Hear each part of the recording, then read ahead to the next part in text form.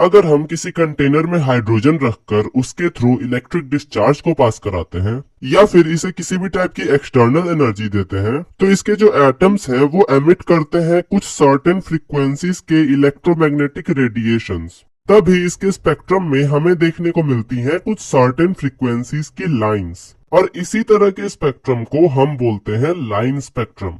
और क्योंकि ये जो स्पेक्ट्रम है ये हाइड्रोजन के एटम के थ्रू बन रहा है, इसलिए इसे हम बोलेंगे लाइन स्पेक्ट्रम ऑफ हाइड्रोजन। अब इसी बेसिस पे इसकी जो डेफिनेशन होगी वो होगी, it is a type of line spectrum of electromagnetic radiation that is emitted by a hydrogen atom when it returns from an excited state to its ground state.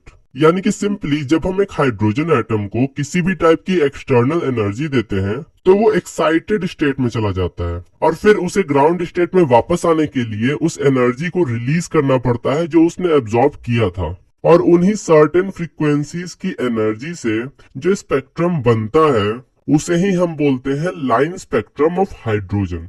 ठीक है, समझे बात को? तो चलो अब ये तो समझ आ गया कि लाइन स्पेक्ट्रम ऑफ हाइड्रोजन किसे कहते हैं।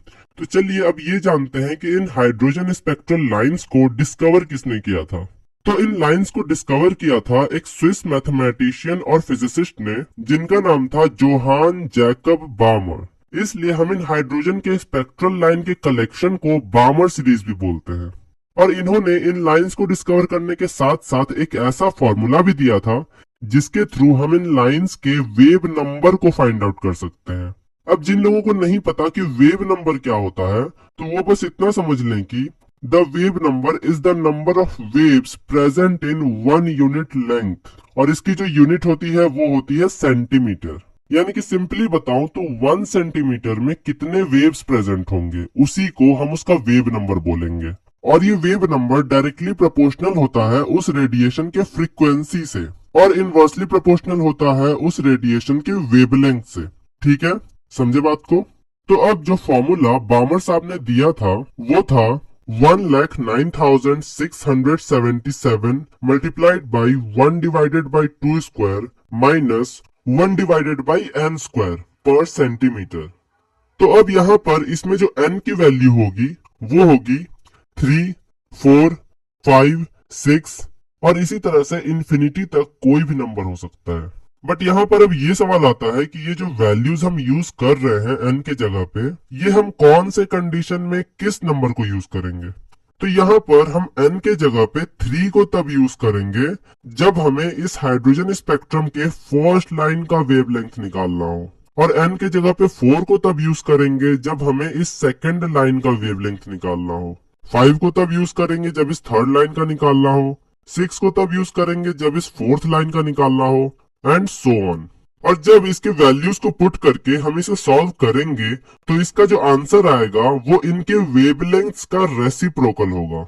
यानी कि सिंपली हम बोल सकते हैं कि the reciprocal of wavelength is equal to wave number. इसलिए हम यहाँ पर इस वेव नंबर के सिंबल के जगह द रेसिप्रोकल ऑफ वेवलेंथ यानी कि 1/λ भी लिख सकते हैं। तो अब आगे चलकर और भी अलग अलग साइंटिस्ट ने इस तरह के और भी अलग अलग सीरीज को खोज निकाला। जैसे कि लीमन ने एक सीरीज निकाला था जो कि अल्ट्रा वॉयलेट रेंज में आता था और इसे कहा गया था लीमन सीरीज। और इसी तरह से इंफ्रारेड रेंज में भी साइंटिस्ट ने बहुत सारे सीरीज को डिस्कवर किया था। जैसे कि पाशन ने डिस्कवर किया था पाशन सीरीज को, ब्रैकेट ने डिस्कवर किया ब्रैकेट सीरीज को, और भी इसी तरह से बहुत सारे साइंटिस्ट्स ने डिफरेंट सीरीज को डिस्कवर किया था। ठीक है, यहाँ तक समझ गया? तो अब सबसे लास्ट में एक और साइंटिस्ट आए जिनका नाम था जोहानस रॉबर्ट रिडबर्ग। अब आप इसे रिडबर्ग की जगह रिडबेज भी पढ़ सकते हैं, दोनों ही सही है। तो इन्होंने एक ऐसा फॉर्मूला फाइंड आउट किया था जो कि इन सारे सीरीज के लाइंस पे अप्लाई हो सकता था उनके वेव नंबर्स फाइंड आउट करने के लिए। यानी कि सिंपल भाषा में बोलूं तो बामर ने जो फॉर्मूला दिया था वो बस विजिबल स्पेक्ट्रम यानी कि बस बामर सीरीज के ही लाइंस का वेव नंबर फाइंड आउट कर सकता था। बट वहीं रिडबर्ग ने जो फॉर्मूला दिया था उसका यूज करके हम बामर सीरीज के साथ साथ जो बाकी के अलग अलग सीरीज बन रहे हैं जो कि है Lehman series, Paschen series, Brackett series और भी बहुत सारे सीरीज हैं आगे जो कि डिस्कवर हुए थे, उन सारे सीरीज के लाइंस का वेव नंबर भी हम इस रिडबर्ग के फॉर्मूला के थ्रू फाइंड आउट कर सकते थे। अभी जो फॉर्मूला था ये था वेव नंबर यानी कि 1/लैम्डा इक्वल टू 1,09,677, जो कि सेम नंबर है जो कि हमें बामर के फॉर्मूला में देखने को मिला था, उसमें multiplied by 1/n1 square minus 1/n2 square पर सेंटीमीटर। ये था रेडबर्ग का फॉर्मूला। तब हमें फॉर्मूला तो मिल गया, बट यहाँ पर इस n1 और n2 की वैल्यू क्या होगी? तो यहाँ पर जो n1 है वो रिप्रेजेंट करेगा कि ये जो स्पेक्ट्रल लाइंस हैं ये कौन से सीरीज से बिलोंग करती हैं, यानी कि जिन लाइंस का हमें वेव नंबर फाइंड आउट करना है अगर वो लीमन सीरीज से बिलोंग करती हैं तो इस n1 की जो वैल्यू होगी वो होगी 1। और इसी तरह से अगर हमें बामर सीरीज में से किसी लाइन का वेव नंबर फाइंड आउट करना है तो क्योंकि ये बामर सीरीज सेकंड नंबर पे आता है इसलिए इस कंडीशन में n1 की वैल्यू होगी 2। और सिमिलरली पार्शियल सीरीज के लिए वैल्यू होगी 3, ब्रैकेट सीरीज के लिए 4, उसके बाद जो सीरीज आएगी उसके लिए 5, उसके बाद जो सीरीज आएगी उसके लिए 6 एंड सो ऑन। और अब वही दूसरी तरफ जो n2 है वो रिप्रेजेंट करेगा कि वो कौन सी सीरीज की कौन सी लाइन है। अब यहाँ पर एक और चीज आप ध्यान से सुनना कि यहाँ पर स्टार्टिंग में जो हम n2 की वैल्यू को पुट करते हैं वो करेंगे हम n1 प्लस 1 के फॉर्म में, समझे? वो करेंगे हम n1 प्लस 1 के फॉर्म में, यानी कि n1 में ही हम 1 जोड़ देंगे तो वो n2 की वैल्यू आना स्टार्ट हो जाएगी। अब बता रहा हूँ कैसे आना स्टार्ट होगी। अब जैसे कि फॉर एग्जांपल अगर हम इस बामर सीरीज के इस थर्ड लाइन का वेव नंबर निकालना चाहते हैं तो यहाँ पर हम सबसे पहले इस फॉर्मूला को पुट करेंगे, राइट? फिर n1 की वैल्यू डालेंगे जो कि होगी 2, क्योंकि जो बामर सीरीज है वो सेकंड नंबर पर आता है इसलिए यहाँ पर हम 2 डालेंगे। अब जो n2 की वैल्यू होगी वो क्या होगी, मैंने क्या बताया था, वो होगी n1 प्लस 1।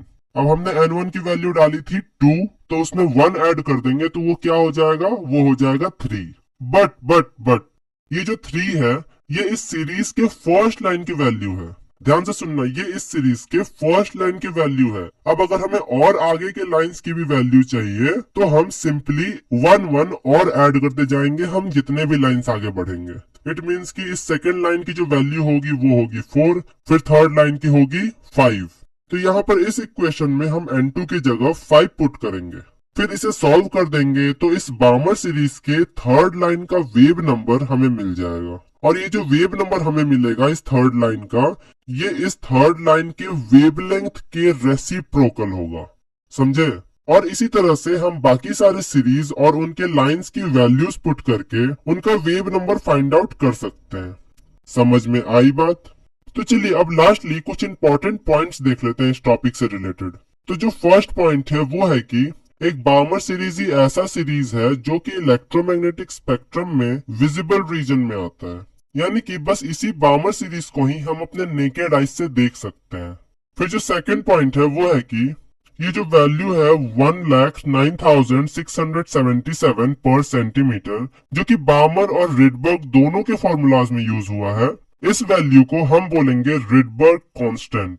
तो अब जो थर्ड एंड लास्ट पॉइंट है वो है कि जो बामर और रिडबर्ग थे उन्होंने प्रॉपर फॉर्मूलाज तो दिए थे बट कोई प्रॉपर एक्सप्लेनेशन नहीं दिया था इस लाइन स्पेक्ट्रा के बारे में। बट फिर आगे जाके एक मॉडल आया जो कि था बोर्स एटॉमिक मॉडल, जिसको यूज करके इन लाइन स्पेक्ट्रम का भी एक्सप्लेनेशन हमें मिल गया।